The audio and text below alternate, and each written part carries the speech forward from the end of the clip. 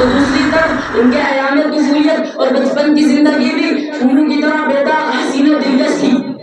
جو یتیم بن کر دنیا میں تشریف لائے لیکن سارے یتیموں کے امام بن گئے، جن کی ولادت سے قبل ہی باپ کا سایہ سر سے اٹھا دیا گیا تھا، اور جب بھولو چلے تو ماں کی ممتا اور اس کی میٹھی میٹھی آواز سے بھی محروم کر دیے گئے، جنہوں نے ایسے سنسان ماحول میں چلنے کا سلیقہ سیکھا تھا جو انتہائی بھیانک، پرخطر اور خوفناک تھا۔ ہر طرف گلی کوچے میں تلواروں کی جنگ تھا، گالی گلوچ کی آواز سنائی دیتی، اللہ اللہ، کتنا خوفناک منظر تھا کہ باپ باپ چلاتی ہوئی معصوم بچیاں بھی زندہ دو کر دی جاتی، ایک خدا کو چھوڑ کر سینکڑوں دیوی دیوتاؤں کی پرستش کی جاتی تھی، وہاں کا ایک ایک بچہ تہذیب و تمدن سے نابند، شراب نوشی، دروغ گوئی، بے حیائی کا وسنات تھا۔ سورج طلوع ہوتے ہی مکہ کی گلیوں میں بچوں کی بھیڑ لگ جاتی، رقص و سرور، ناچ گانا، خاک و پتھروں کا محبوب مشغلہ ہوتا تھا،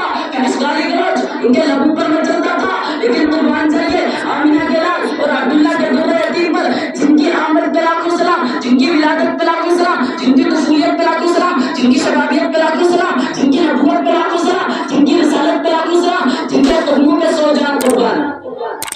پوری تاریخ انسانیت میں آپ کی کوئی مثال نہیں ملتی، اور ملے بھی کیسے؟ قدرت نے آپ کا ثانی کسی کو پیدا ہی نہیں کیا، بلکہ پیدا ہونے کے بعد وہ سانچہ ہی توڑ دیا گیا تاکہ کسی کو ثانیت کا شبہ نہ ہو سکے۔ آپ کی بعثت بے مثال، آپ کی رسالت بھی بے مثال، آپ کا مرتبہ بے نظیر، آپ کی نبوت بھی بے نظیر، آپ کا مقام بھی اعلیٰ، آپ کی شان بھی بڑی نرالی، اس لیے آپ کی طفولیت بھی بڑی شان والی تھی۔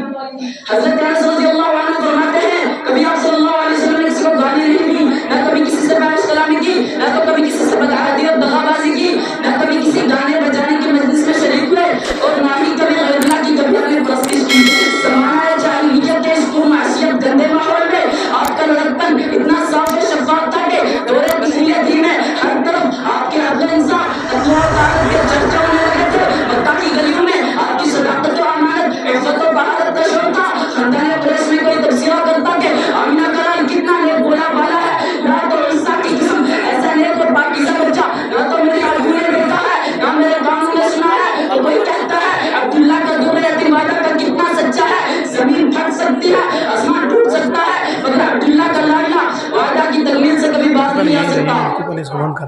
ملا ہے آمینہ کو فضل باری سے یتیم ایسا، ملا ہے آمینہ کو فضل باری سے یتیم ایسا، نہیں ہے بحر ہستی میں کوئی دور یتیم ایسا۔